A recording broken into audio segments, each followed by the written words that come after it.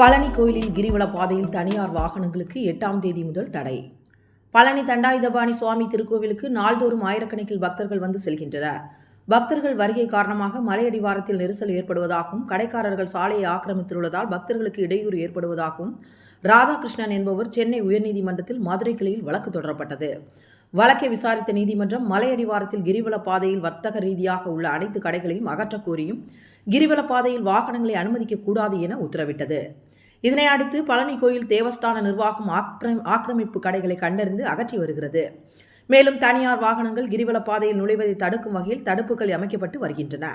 வருகிற 8ஆம் தேதிக்கு மேல் அனைத்து தனியார் வாகனங்களும் கிரிவல பாதையில் அனுமதிக்கப்படாது எனவும், பழனி கோயிலுக்கு வரும் வாகனங்களை சுற்றுலா வாகன நிறுத்தத்தில் நிறுத்திக் கொள்ளவும் ஏற்பாடு செய்துள்ளனர்.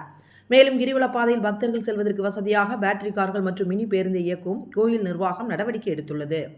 பக்தர்கள் கோயில் நிர்வாகத்தின் நடவடிக்கைக்கு ஒத்துழைப்பு தரவும் கேட்டுக் கொண்டுள்ளனர்.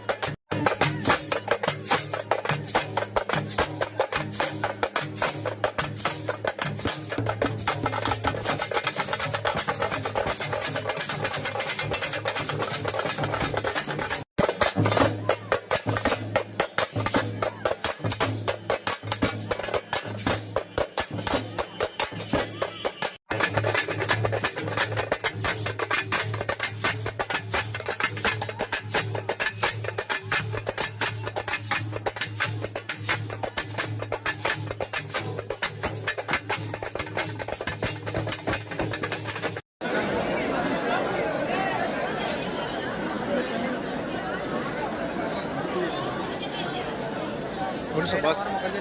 No,